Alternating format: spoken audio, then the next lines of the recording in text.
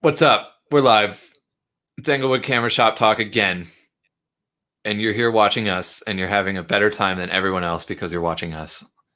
And today we have a really cool topic. Yes. Did you think it was Frozen? I did, but I kind of wasn't. It was crazy. I had a was, feeling. I was like, oh no. Do you use that tactic on like Zoom meetings? Do you just it's just like Kyle froze out again. It's like don't have to listen to them anymore. And then you just like secretly go up and close out the link. Yeah. I don't know what happened, guys. The internet went out.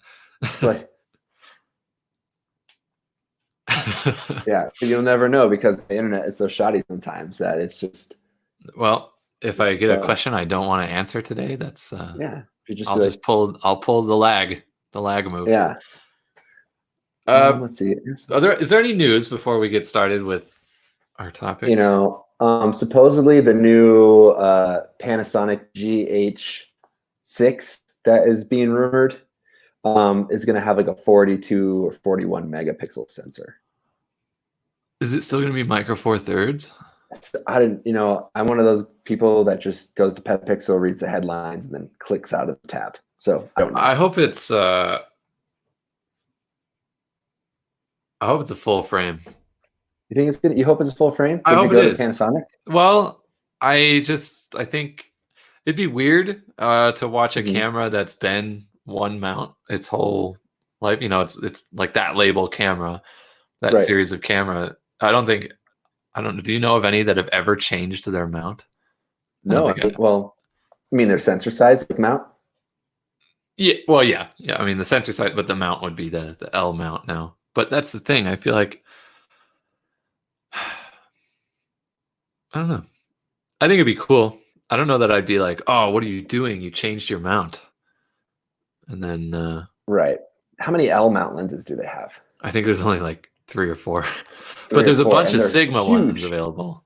Oh, really? Sigma made some. Oh, because the Sigma is an L mount too? Yeah, everything that Sigma has, they make in the L mount. And all the new like E mount ones, like that 35-1.2 and the 14-24, those come in L mount. And then there's a bunch of Leica lenses that are L mount. That's true. But it's not a pretty good selection. They're still all massive, but that's kind of the name of the game with the P series cameras. Yeah. Let me click this. I'm clicking on it now just to see.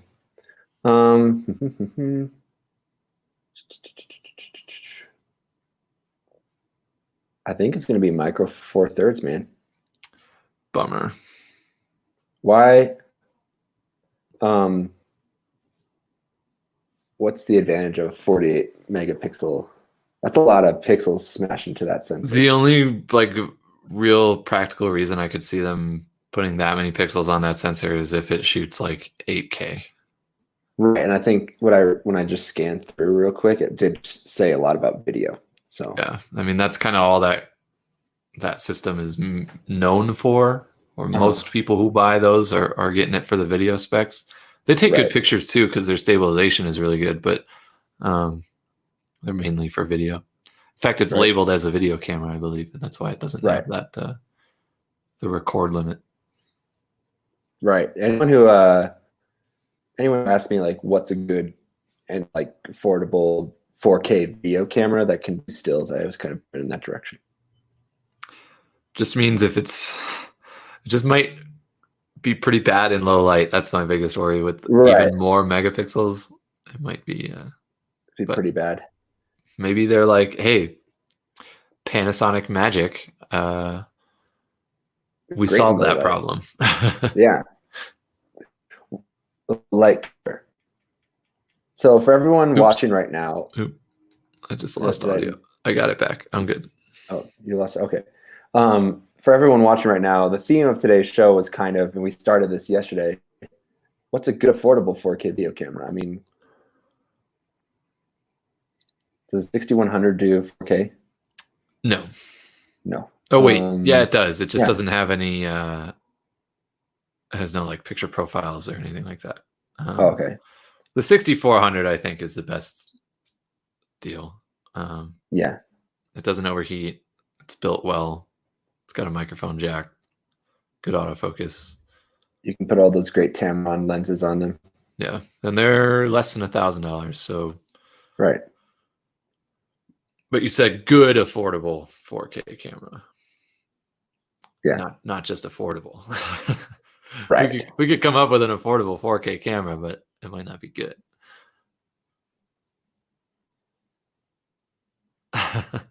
Oh, you just said you'd tell the people the Panasonic. Well, yeah, I don't know. It depends what the price is. This is a recent conversation I had with a coworker at the Rockies who was looking to get into like a camera that took stills, also did like 4K video, and I kept telling her the 6400 is the way to go.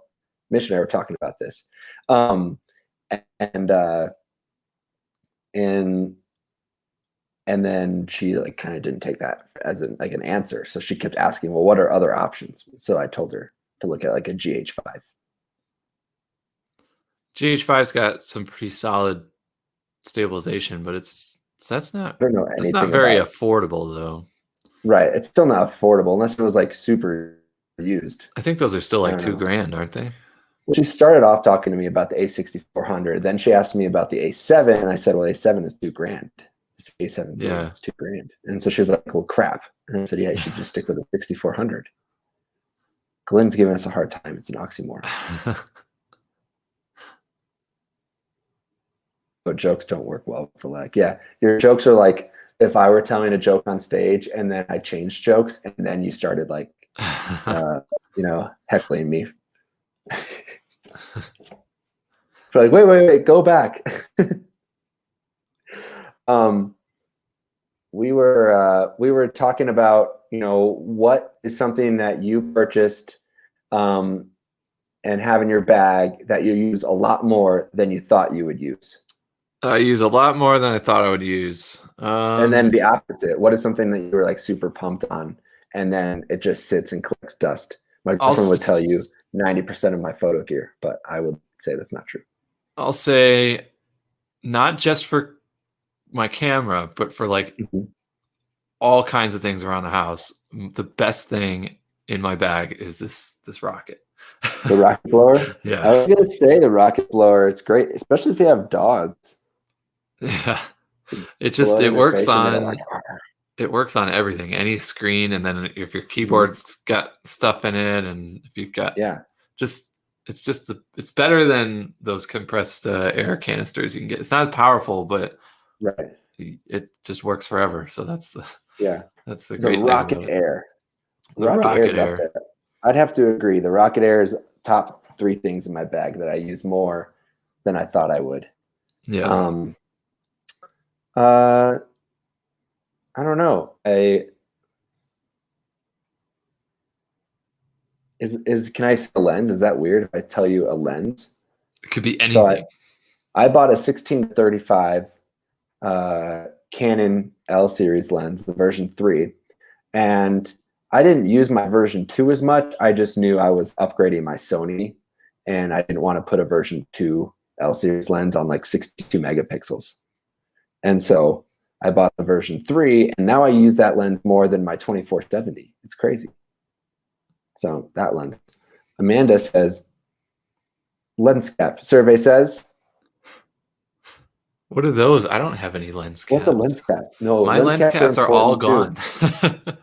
Only problem with lens caps is that I lose them a lot. You definitely feel better having it. Yeah, I would use mine too if I didn't just lose them all the time. I know the lens leash is there, but I can't have it dangle and bounce into my camera or I'll lose my mind. Annoying. Or a filter. A lot of my lenses have filters on them, but then I don't put a cap on them, which is also bad practice. I'm tough with filters, man. I don't know how much. Some lenses are fine with them, and then I notice some other lenses when you put the nicest filter on there and you still get some sort of green tint if you shoot into the sun or something like that. But they are nice if you need to. There's a couple lenses too where a filter will seal the whole lens, which is kind of nice. So Amanda says she puts her lens caps in her pocket, which makes sense to me, except if you work at a camera shop and you start taking lens caps off and you put them in your pocket, then you get home and you have a collection of lens caps. For instance, these are all lens caps that come home in my pocket, and then I keep forgetting to bring them back to the store. So, plastic thief. They literally sit in my bag. Uh-oh. I think my girlfriend. Can you hear in the background now? I can kind of hear it. But I can't close my door anymore because I complained that we couldn't close the bedroom door because we had this rack, and now we hat rack into the office, and now we can't close the office door. So, but there's a door right here that we should put it on because we can close all the doors we want. Jeez. It's a mess. It's a mess. First world problems, man. That's the most heartbreaking thing I've heard about in a while. Yeah. Anyone else out there have something that they have in their bag that they would use as much, but they use it all the time? I'm going to repeat what Kyle said. My gosh. Here's the thing. I'm waiting for my Amazon guy to get here, Mitch, so I can put my Wi-Fi extender right in this room. That's okay. He'll be late, just like I was today. I was hardcore late. Yeah, he probably will be late. So, another thing that I use almost all the time that is one of those things that I use my monopod all the time. So, what brand monopod do you use? This is a Velbon. Velbon. Yeah. But it's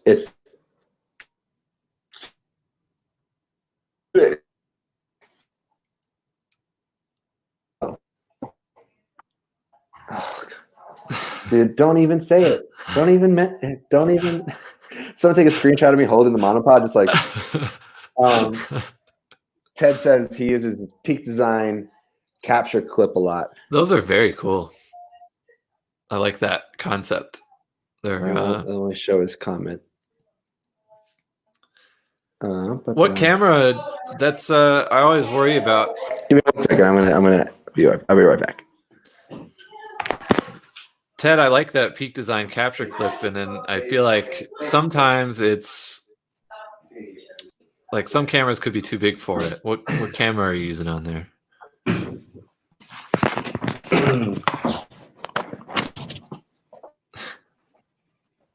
Oh, it's back. Oh, just in time. It's on the screen. Peak Design capture clip. Ted likes his Peak Design. I like my Peak Design. I don't have one, but I had one, and then I lost it. I liked it a lot. Don't take it off the bag, because once you take it off your bag, then you misplace it. Yeah. Everything.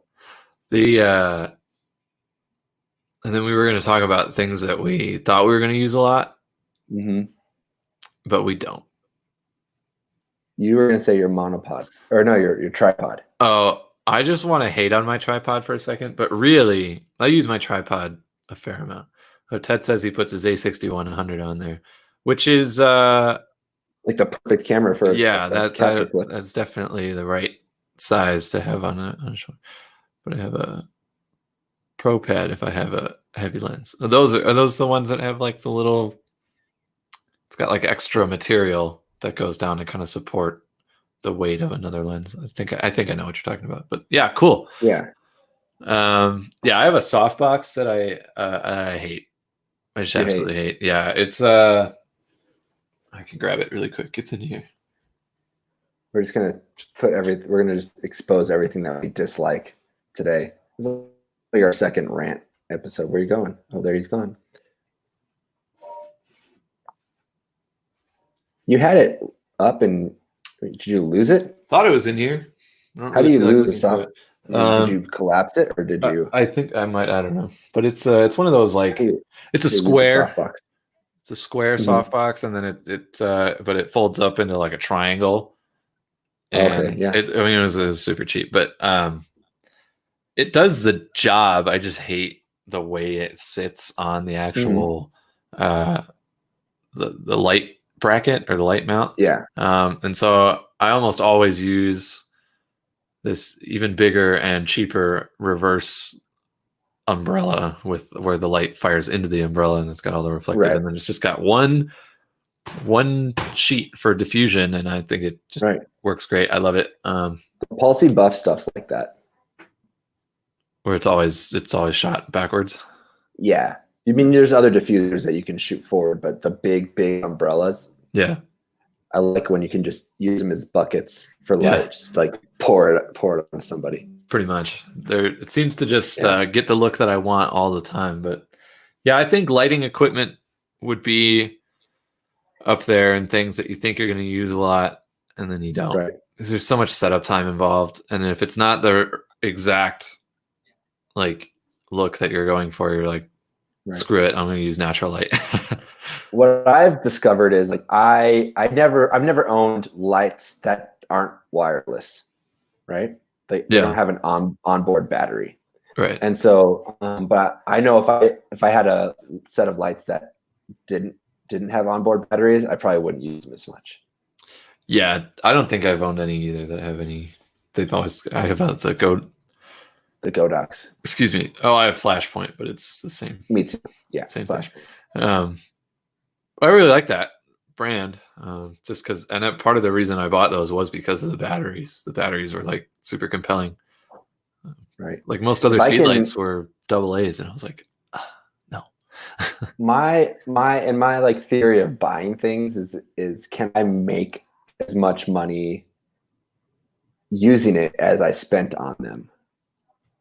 And so the lights are one of those purchases where I'm about to drop like $1,800 on lights. Better be able to make this back. And of course, it took a little while because lighting is super intimidating, and you have to find gigs to use them. Yeah. I'm not really into like buying gear because I have a shoot coming up. I like to have, see, I have like 3. Glenn says he's got 8 flashes, but rarely uses more than one. I have like 3 Godox 600s, and I use one at a time, usually. So, yeah. Wheezy G. Hello. Says, hi guys. Hey Wheezy G. What's going on? From YouTube, a rare YouTube visitor. Welcome. Thanks for watching on YouTube. Appreciate it. What else? I guess we were just going to say then what we have in our bag. I almost only ever have just my camera, one lens, and another lens, and that's generally all I'll carry. Sure. But I don't shoot for money as of right now, so from a hobbyist perspective, I keep it as lightweight as possible, and I carry everything in a little show it off. I carry everything in a little topo bag. Big all I have in there is like a $12 insert that I got from Amazon that just happened to fit perfectly, and that just has the camera and whatever other lens. I mean, there's no lens in there now, but whatever other lens I would want to put it in there at the time.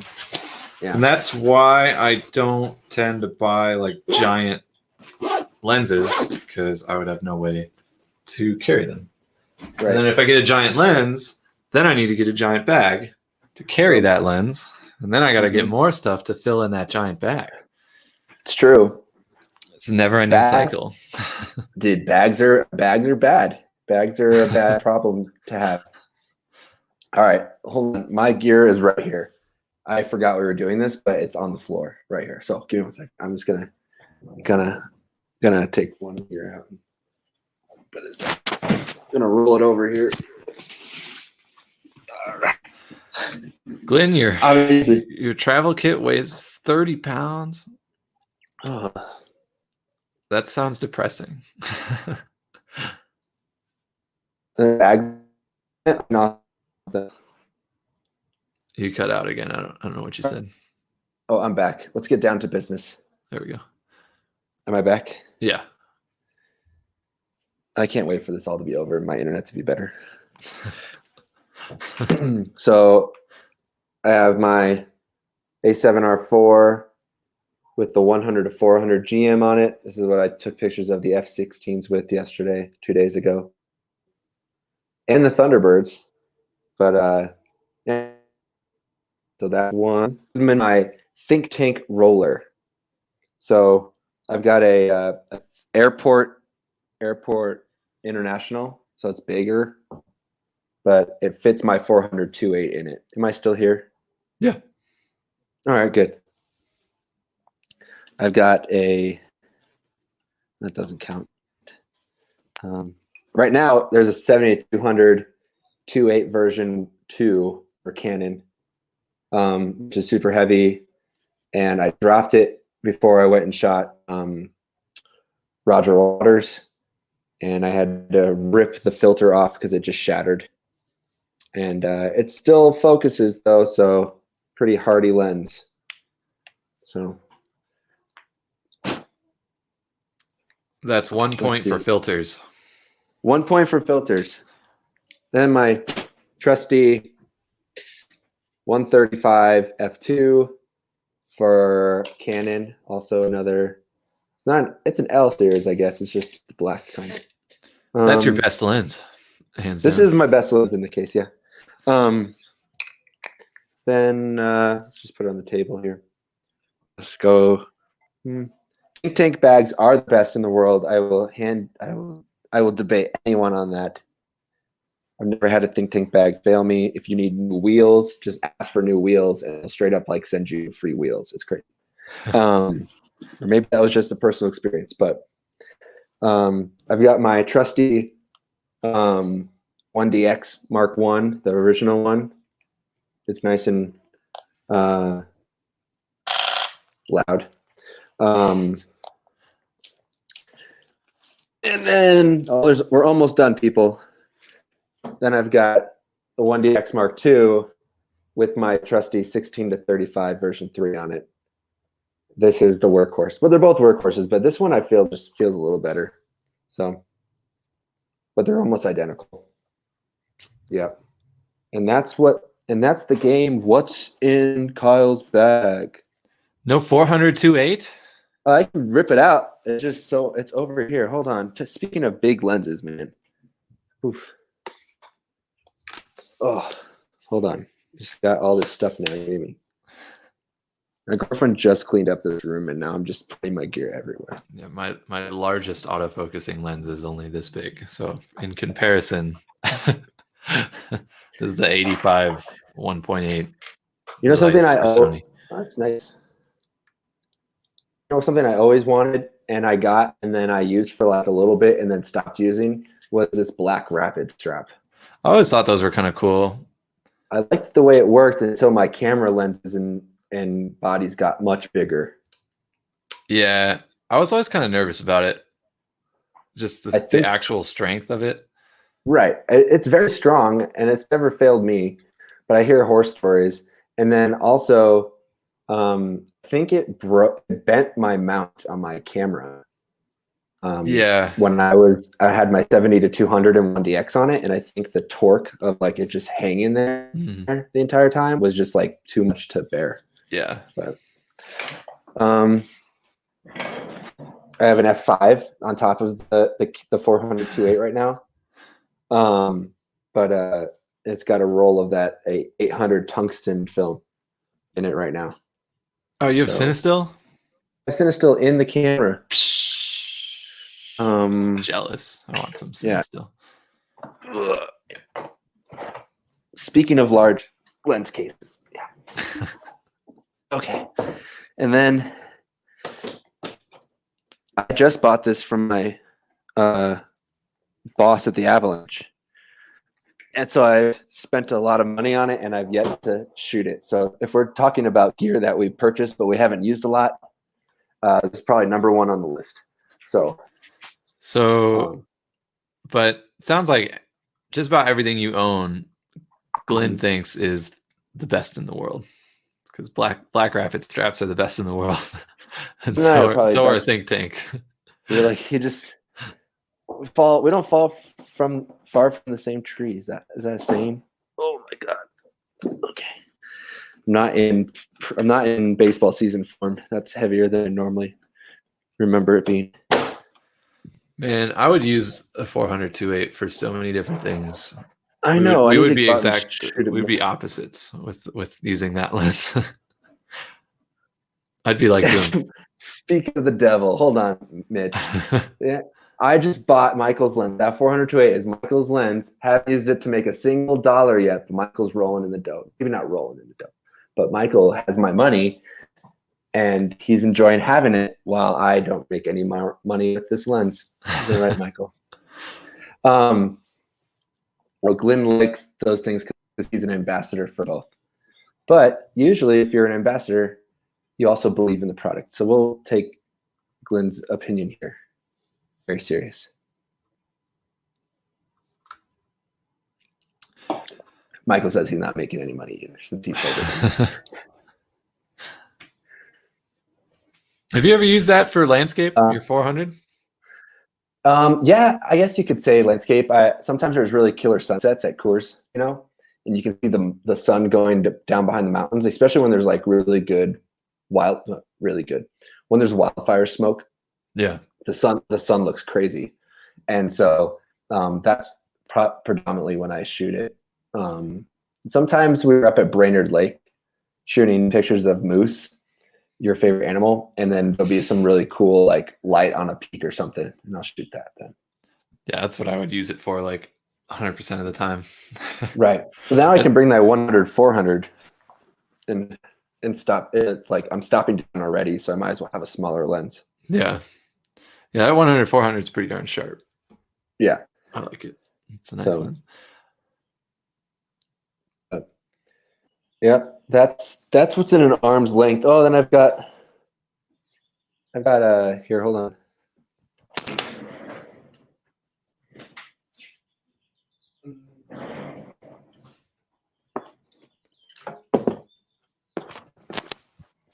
Then we got we have a Nikon FE2 here, and a Fuji XT30. So I'm not giving my address out to anyone because at this point someone's like, yeah, definitely breaking into Kyle's place. But they look pretty similar, huh? It's pretty interesting. Yeah, Fuji's got some good design. Definitely like we're saying, Fuji's the sexiest camera on the market, man. Love that X100. I can't say enough good things about the X100. I dream about the X100. You just wake up in the morning and you're like, I wish the X100 was here. Pretty much. I honestly, what got me was that like dark side mode. That got me. When I could turn the menu to red, I was like, yeah, I gotta have that. I'm sold. It's not even about taking pictures now. It's just about looking at a different menu. Mitch, I want to know, at what point does a camera company commit and come out with a new fisheye for these new mirrorless cameras? Oh yeah, that's a good question. Well, there's so many aftermarket ones, aren't there? That's true. I mean, as I have the old get out of here. Are fisheyes ever good? I don't really know a lot about fisheyes because I've always ignored them. Are there any like actually like sharp fisheyes, like good ones? Yeah, the 8-15 Canon's killer. I've got this nice tiny 15 millimeter, the old one from Canon. Is that one any good? I love it. Yeah, it's sharp. It's super light, so you can just like point it, get really crazy angles. Yeah. So let me do real quick.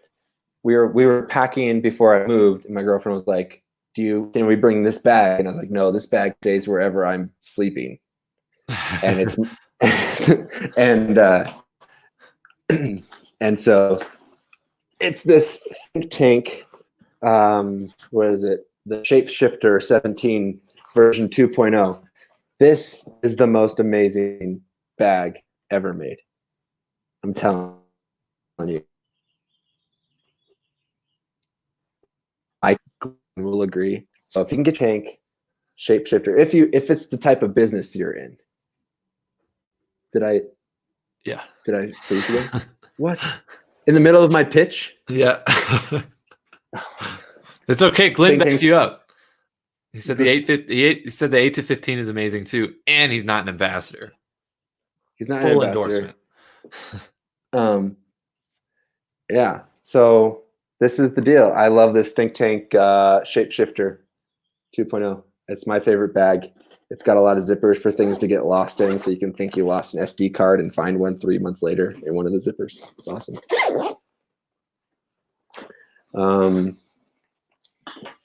That would be my go bag. If someone was like, your house is on fire, you have to go and grab one thing, what would you grab? It would be my Shapeshifter bag. Not because it's the bag, but because everything in it, but still. Slowly putting things back together now.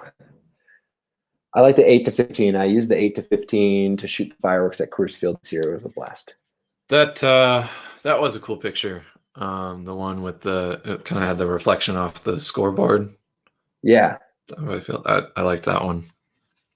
That was the I think that was the 11 to 14. I was using Michael's 11 to 14 or 11 to 24. Weren't you on a Nikon when you No. shot that? Oh, maybe I was. Was I on a Nikon? The team has Nikon gear, so it could have been Nikon, but I normally use my own gear for those kind of things. I think I was on my Sony A7R4 or 3, A7R3. Yeah, I don't know who would make the next fisheye. I'm going to go ahead and say I'm going to give it to Nikon because I want to see something good. I want to see something good happen to Nikon. So Nikon would put out a fisheye, but it also costs you $2,800 or something. That's true. Well, you know what? They do have that cool, I think it's a 14 to 24 f4 for their mirrorless stuff. Super lightweight. I've never used it. I don't know if it's any good, but pretty tiny.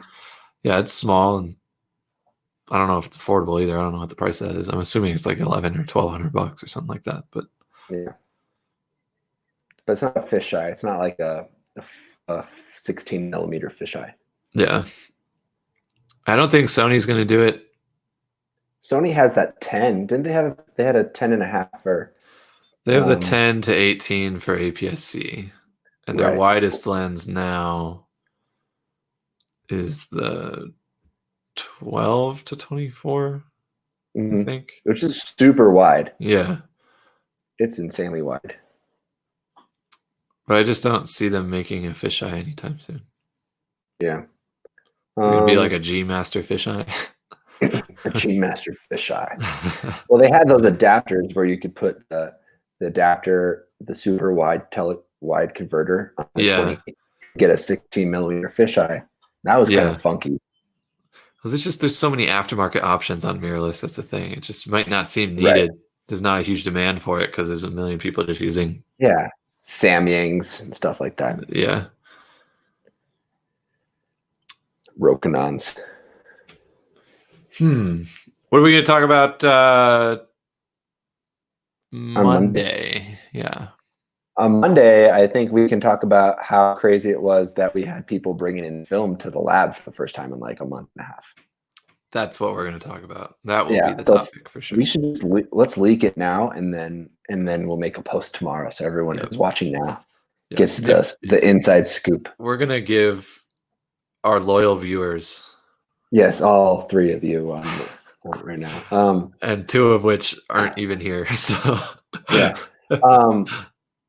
But yeah, two of which aren't even in the United States or in the state. Let me pull out my notes so I get this right. Oh, yes, there's another one. Ted, I did go hiking. Where'd you go hiking yesterday? Unfortunately, I ignored everybody's suggestion, even though they were good suggestions. But I went to Mount Falcon Park just because I knew where I was going to go. And you're right, it was so windy. It was almost impossible to get anything that I went there what I intended to shoot, and I ended up just shooting a lot of that. 100 to 400 is basically a macro, and so I just shot a lot of like very tiny flowers, which always ends up being the case when I go to some like grand location with scenic views, and I end up taking pictures of like a pebble.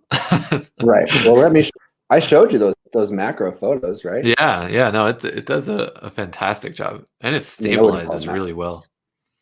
Yeah, this was, let's just show the people since that we can, because we can, right?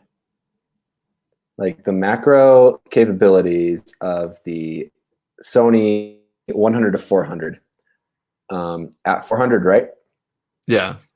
At 400. Whoops. Also, thank you for asking, Ted. Appreciate it. We have, look at it. It's, I mean, it's not macro, but it's pretty close. Yeah, if I didn't know that it was done with the 100 to 400, I would have said this was done with a macro. Right. It's pretty crazy. Is my screen up? Oh, there we go. Oh, that's better. Oh, that's the volume. I just turned up. Where's my brightness? There we go. But yeah, I think it's a great macro option.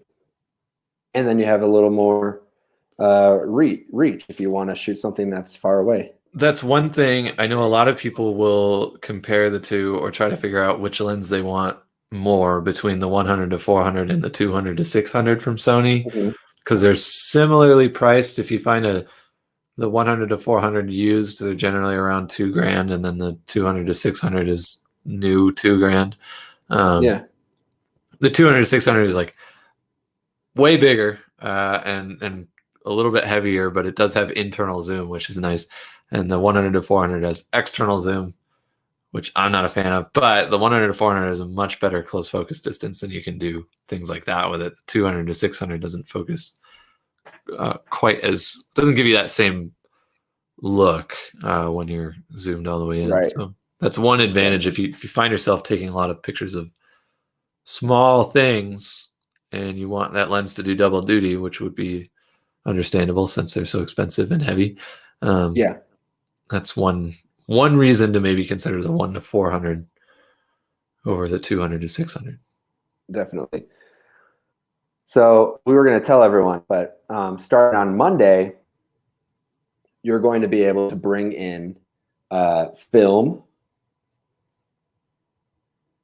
to the lab. When I say important things, then I start to skip.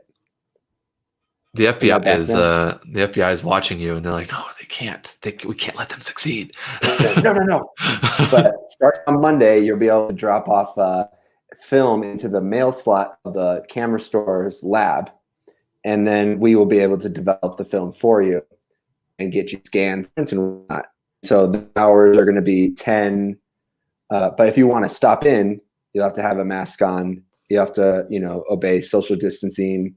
Social distancing. Social distancing. Yeah, you can go into the lab between the hours of 10 and 1:30 Monday, Wednesday, Friday of next week. Then, if you have dust all over your sensor and you're trying to go shoot some landscapes for the rest of this summer and the foreseeable future, you can drop off your camera to get a sensor clean or lens calibration starting on Monday, 10 o'clock to 1:30, Monday, Wednesday, Friday. So very excited. We're making some moves, and we can't wait to see people and say hello. And then also more exciting than that, obviously, is that I don't have to drive for Amazon anymore. Yeah, because you quit today. Yeah, well, I put my 2 weeks in right like an hour ago. In my experience of putting 2 weeks in, is usually I only work like one more shift, but maybe it's because they're just like, whatever. I think that's going to be the case for me. Is I'm going to work tomorrow, and then I'll be. I think they're not going to give you any more shifts. Well, I think that the days that I would have worked, I'm going to be gone. So. I think tomorrow's going to be my last day. Not upset about it at all. Sure. You should just take that thing for a joyride. I just about did today. I was so tired. I was falling asleep. Do you think you could burn some rubber on that Amazon truck? Oh, I've spun the tires. Oh, have you? You should do it while someone's videotaping. You would totally go viral. We're trying. This is Amazon Prime life, man. Come to videotape you doing it. I wouldn't really care. That way I get the hits. I want the likes and stuff. I do it for the gram. But yeah, Glenn, he's not doing Uber Eats. no, He's not going to do the Uber Eats. I'm not doing any delivery like ever again, I think. Ever again. Unless I've done a couple deliveries for camera customers because I always live close. Those to are fun. Denver. Those are different. Customers. Yeah. I haven't done one since the last one I did, and which makes total sense. But I delivered a camera to a customer who ordered it from the hospital, and they were having like a birthday party, and they wanted to take pictures of the people that came to visit. So it took me away from the route that I normally would have gone home, and then on the way back home, my car got totaled. Oh my gosh. And so, you know how bad I think Bryce must have felt super bad because like I would never have gone that way like home. Like it would not have happened. But instead, I got my RAV4 now. So there we go. I guess ultimately, it ended up being a good thing. Right. Exactly. Right? It just was.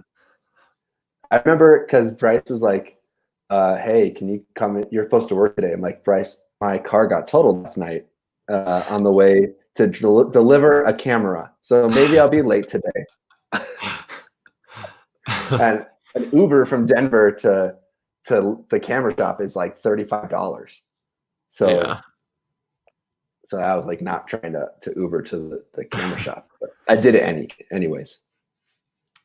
I did a number of those deliveries at the other camera store that I worked at back in Illinois. And I liked that because I wasn't in love with being in that store. So anytime they were like, "Hey, go somewhere," I was like, "Thank you." Yeah. Glenn, have a good weekend, man. We got to run too, Glenn, because I have not eaten food since 3 a.m. I don't know how you do it. You should have stopped and got your Chick-fil-A, man. I wouldn't have had time to enjoy it. I would have like rushed to eat it, and then it would have been gone. And then I would have eat Chick-fil-A while we do this. No one's gonna stop you from eating your Chick-fil-A while we go live. That seems like I've got this high quality mic. It's just gonna pick up all my chewing. Yeah, we could. I'm not trying to subject anybody. We'll start Have you ever been on the phone or playing a video game online and somebody's eating food?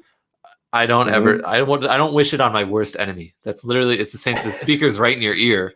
It's the same thing as somebody going right up to your ear and just chewing in your ear. It's like, no thanks. Yeah, it's the worst. People start recording you chewing and they start selling the sound of you chewing on these weird websites. I don't want to think about that. Crazy. That's nuts. I'm telling you.